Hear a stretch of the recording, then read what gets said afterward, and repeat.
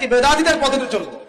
আসসালামু আলান নবী ওয়া রাহমাতুল্লাহি ওয়া বারাকাতুহু, এখানে কি ইয়া নবী সালামু আলাইকা বলেছেন? কথা বলেন, এটা বলেছেন? আপনি বলেছেন আসসালামু আলান নবী ওয়া রাহমাতুল্লাহি ওয়া বারাকাতুহু। এই সালাম দেওয়ার সময় দাঁড়িয়েছিলেন না বসেছিলেন? বলেন। আল্লাহ পাক নামাজ শিখিয়েছেন না অন্য কেউ শিখিয়েছেন? আর আল্লাহ পাক সবচেয়ে বেশি আদব শেখাতে পারেন, অন্য কেউ পারে?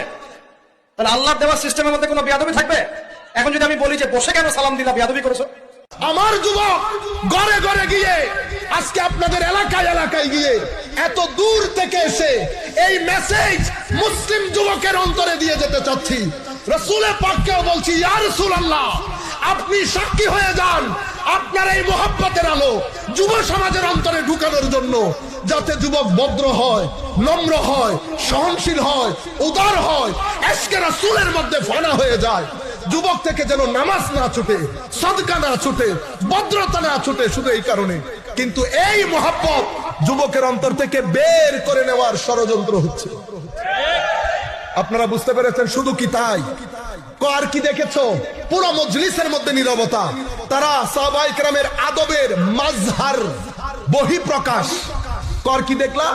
তো দেখলাম রাসূলের পাক যখন ওযু বানাচ্ছেন, তো উযুর পানি নেওয়ার জন্য ব্যবহৃত পানি সাহাবায়ে কেরাম জানতেন না? আল্লাহ রাসূল বাশার সেটা জানতেন না? বাশার যখন থুতু দেয়, বাশারের থুতুর মধ্যে খুশবু থাকে নাকি গন্ধ থাকে? তো সাহাবায়ে কেরাম জানতেন না এটা বাশার? আলবত জানতেন, কিন্তু সাহাবায়ে কেরাম জানার মধ্যে সীমাবদ্ধ। এটা নিয়ে সাহাবায়ে কেরাম নাচন কুদন করতেন না।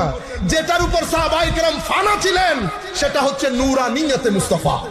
নূরানিয়তে মুস্তাফা যদি শুধু বাশারিয়াতের মধ্যে থাকতেন, তুতু কখনো নিতেন?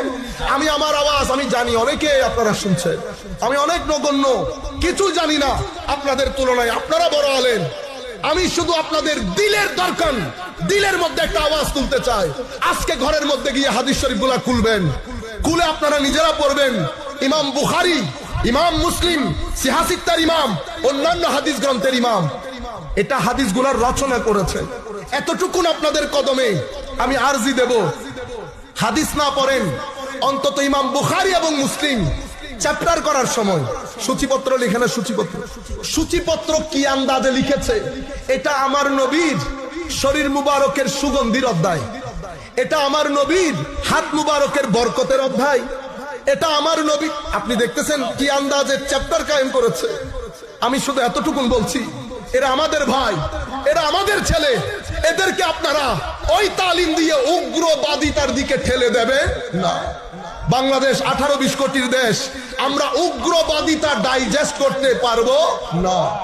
আপনি উগ্রবাদী করে তুলবেন, সমাজের মধ্যে ফাসাদ হবে, ফিতনা হবে, সাধারণ মানুষ ধর্মের উপর বিরক্ত হয়ে যাবে।